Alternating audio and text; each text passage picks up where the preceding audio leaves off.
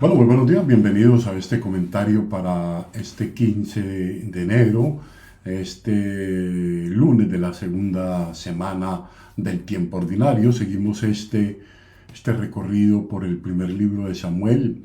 Vamos viendo un poco cómo se teje, cómo se construye no solo la vida de fe, sino la vida política del pueblo de Israel y esas relaciones que se establecen entre la vida política, el bien común, y la fe que se profesa, dentro de ese marco del decálogo de los mandamientos de la ley de Dios, que hemos reflexionado muchas veces acerca de ellos y ver cómo ellos, pues primero nos centran en la fuente de cualquier bien que pueda haber en el corazón para sí mismos y para el bien común, que es tener a Dios, amar a Dios sobre todas las cosas y tener una fuente espiritual permanente. Todos los demás mandamientos hacen referencia al modo como nosotros construimos permanentemente nuestro tejido de pareja, nuestro tejido familiar, nuestro tejido social o como país, ¿no? Yo creo que es bien interesante porque las pistas que nos va dejando un poco es eso. Y a través de experiencias, a través de una serie de relatos, algunos pueden tener quizás un carácter histórico, otros de un carácter meramente formativo para dejar claro una enseñanza y que como este camino que el pueblo de Israel hace ahora, dentro de esa perspectiva que estaba buscando, que era un rey, pues ver un poco hacia dónde se dirige. Vamos entonces a adentrarnos en este comentario, ¿no? Bien interesante. Entonces la figura del rey Saúl, ya hemos dicho, el rey Saúl es el primer rey de Israel. Es en verdad, es una figura que podemos decir desconcertante, casi que patética, ¿no? Ni siquiera cuando triunfa militarmente, como es el caso de hoy, acierta. O sea, es una figura que muestra el fracaso de un liderazgo, podemos decirlo así también. Desde luego, Samuel, y ya sabemos que Samuel nunca estuvo de acuerdo con el tema del rey. Samuel nunca ha visto de buena gana y con buenos ojos, y aquí le viene a anunciar que Dios le ha retirado su favor. Aquí viene a decirle que Dios le ha quitado su apoyo, ¿no? Dice, no entendemos bien el motivo por el que Samuel le recrimina tan duramente y por el que Dios rechaza, ¿no?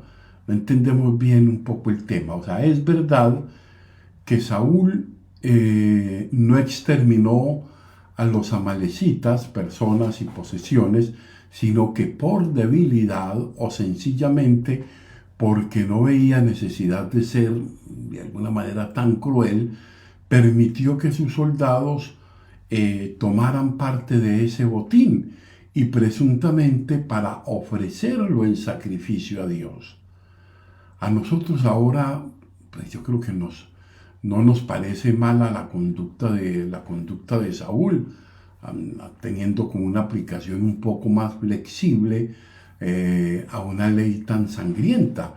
Además, expresó su arrepentimiento, no valió, o sea, dijo, sí, me equivoqué, cometí un error, pero no le valió, ¿no? Tal vez es una manera que tiene el autor del libro de interpretar la historia dando una cierta justificación religiosa al fracaso de Saúl, ¿no? O sea, no triunfó, según este relato, no triunfó porque no actuó según la voluntad de Dios, ¿no?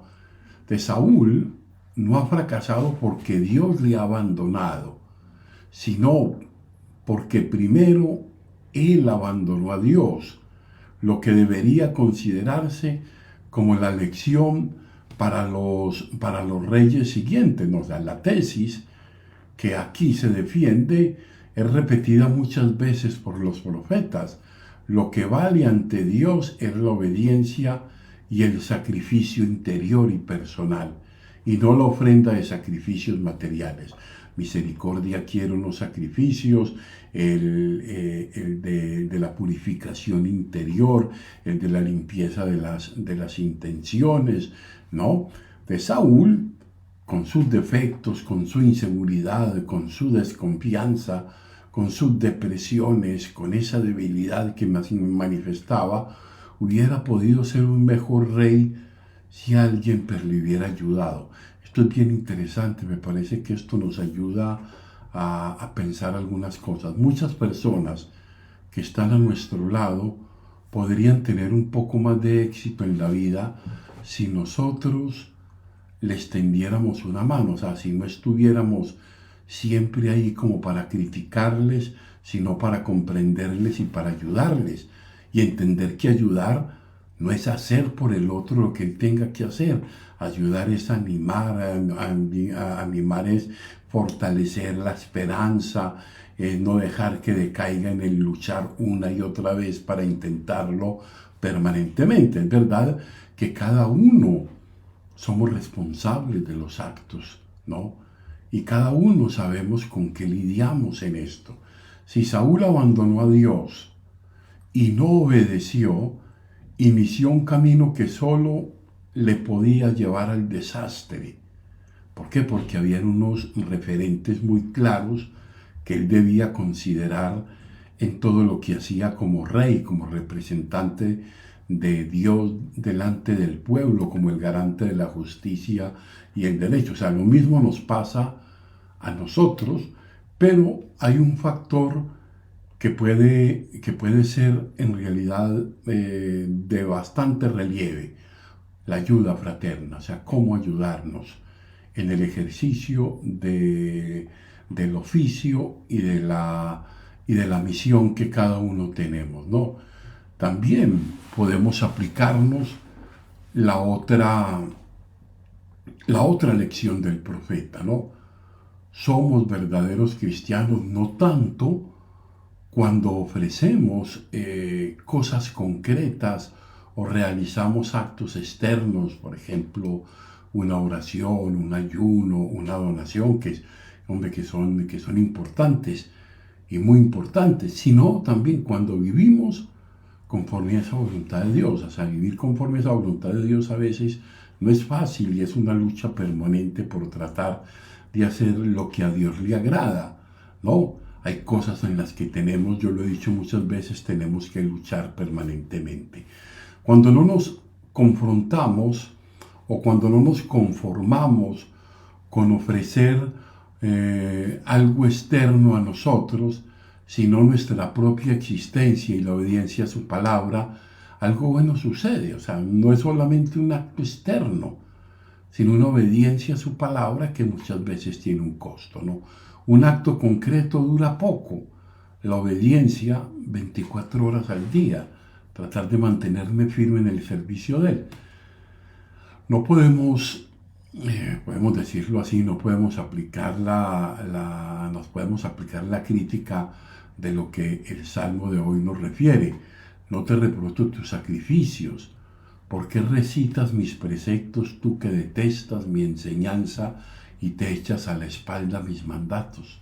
Son palabras muy fuertes en las que ciertamente a veces pronunciamos ese nombre del Señor y a veces pues maltratamos, hacemos daño a las personas, les procuramos daños, a veces les ignoramos, a veces no le prestamos la ayuda humana necesaria, ¿no?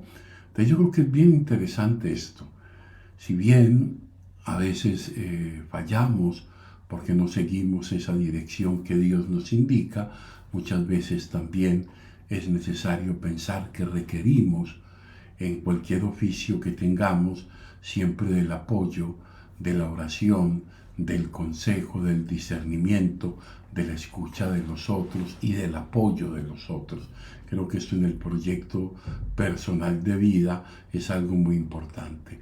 Luego tenemos este evangelio, el evangelio de Marcos. O sea, nos encontramos con podemos decir como un tercer motivo de enfrentamiento de Jesús con los fariseos. Miren ustedes, vamos a hacer como un pequeño recorderis. Después del perdón de los pecados y la elección de un publicano, ahora murmuran porque los discípulos de Jesús no ayunan. O sea, los argumentos suelen ser más bien flojos, ¿no?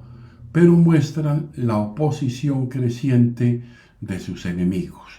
O sea, hay un Jesús que la pasa haciendo el bien es restableciendo la salud espiritual y física y dando y fortaleciendo el amor, la esperanza, la caridad, el perdón, en fin, todo lo necesario para construir significativa y gozosamente un proyecto de vida. Entonces los judíos, digamos ya en este caso concreto del ayuno, me parece que es interesante tomarlo, los judíos ayunaban 2 veces por semana, los lunes y los jueves, ¿no? Entonces, dando a esta práctica un tono de espera mesiánica, un modo de prepararse, ¿no? También el ayuno del Bautista y sus discípulos también apuntaba a la preparación de la venida del Mesías, ¿no? Entonces, tanto los fariseos como los discípulos de Juan ayunaban, todo esto tenía un carácter de espera mesiánica, de preparación, de disposición del corazón para esperar al Señor. Ahora que ha llegado ya Jesús, Él les dice que no tiene sentido dar tanta importancia al ayuno. Ojo, esta es una crítica que hace Jesús. Tienen al que es la fuente de la felicidad misma allí, ¿por qué tienen que hacer una práctica ascética mientras lo tienen ahí? Entonces, con unas comparaciones pues, muy sencillas, pero al mismo tiempo supremamente profundas, supremamente esclarecedoras, se retrata a sí mismo. Dice, Él es el novio.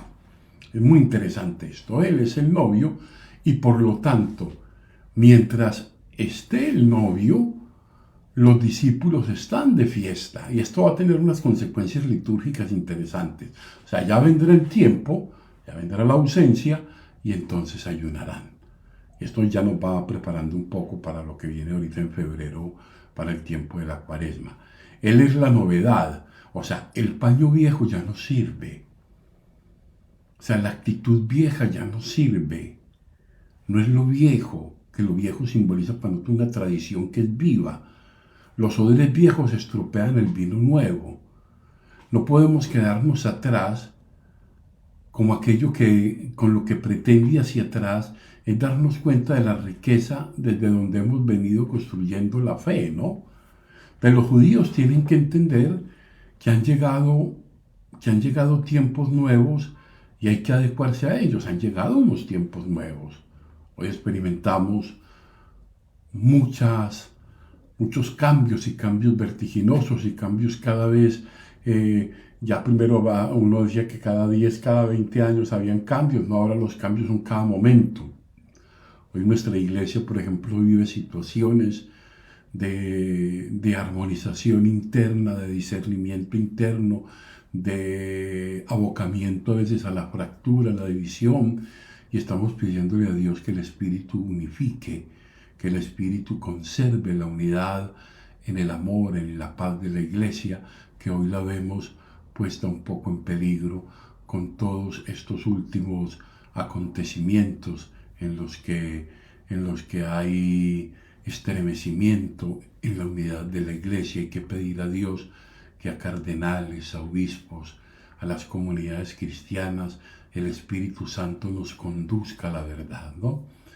Ahora bien, el vino nuevo, eso es bien interesante, esto siempre ha estado presente y motivo de reflexión. El vino nuevo es la buena noticia de Jesús, el vino nuevo es Jesús mismo, es el vino nuevo, o sea, los odres viejos, desde las instituciones judías y sobre todo la mentalidad de algunos. Entonces hay cosas que han venido pasando y que han venido pasando porque han cambiado tiempos, porque han evolucionado las comprensiones, hay unas cosas que permanecen, hay unas cosas que son inalterables, hay unos principios, hay una doctrina que se mantiene intacta, ¿no? La doctrina en cuanto a moral y costumbres, en cuanto al matrimonio, en cuanto a todo lo que hace referencia a la construcción del proyecto de la vida, la tradición, lo que se ha hecho siempre, los surcos que ya hemos marcado, es más cómodo es estar sobre ellos, es verdad. Les han cambiado cosas. El discernimiento del Espíritu en esto que va cambiando, qué es lo que Dios sugiere para enriquecer precisamente nuestra experiencia de fe. Pero los tiempos mesiánicos exigen la incomodidad del cambio y la novedad. Todo cambio supone una cierta incomodidad. Todos lo vivimos cuando vamos de un lado a otro, cuando tenemos que asumir cultura, lengua, tradiciones, cuando tenemos que asumir ritmos vitales diferentes a los que estamos acostumbrados. Todo cómo vivir el seguimiento en cada situación.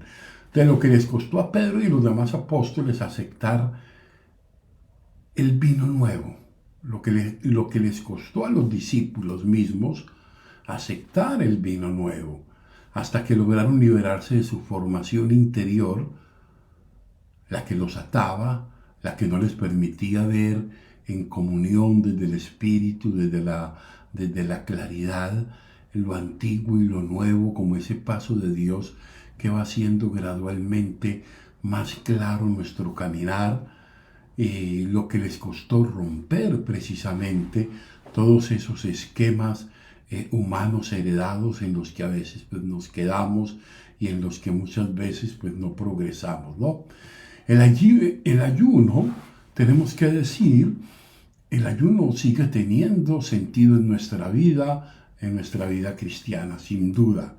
Y de hecho, pues la Iglesia lo mantiene y lo recomienda permanentemente. Es tanto humana como cristianamente, nos hace bien a todos saber renunciar a algo y dar algo a los demás, saber controlar también pues, nuestras apetencias y defendernos con libertad interior de las continuas urgencias que el mundo nos hace y de nuestras propias debilidades, cómo saber combatir con esa presencia del Espíritu en nosotros allí.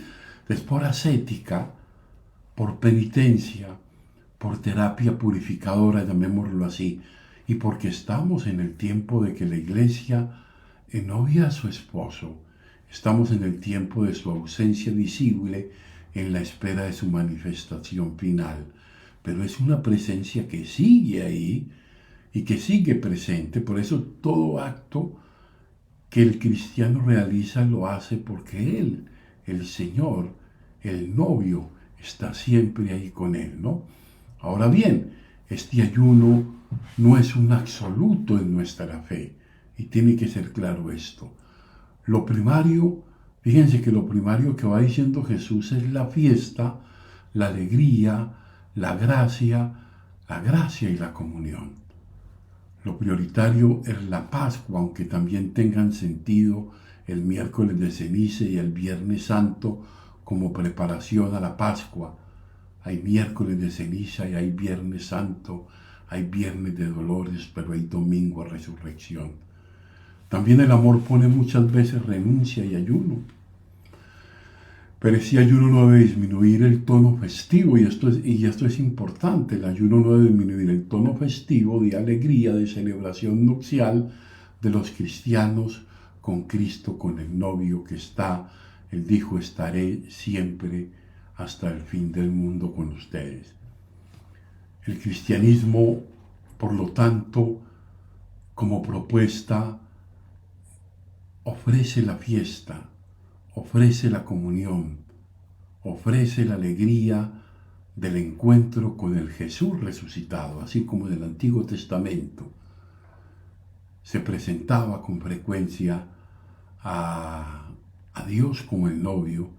En el Nuevo Testamento es Cristo el novio, es el que ama profundamente a su esposa, es el que dio la vida por ella y es el que provoca en nuestro corazón la alegría y el gozo y no la tristeza, el abatimiento y el dolor, que los tenemos sí, pero cuando Él está con nosotros, como lo hemos venido reflexionando en estas semillas agustinianas últimas, ¿qué podrá separarnos del amor, del amor de Cristo? Vamos a pedirle pues al Señor, a pedirle al Señor que nos ayude permanentemente a saber, a saber, a sabernos encontrar siempre desde su palabra. Es la que nos va ofreciendo, es la que nos va proponiendo cada vez más elementos, cada vez más mejor dotados, digámoslo así, para construir, para ver mejor nuestra vida cristiana.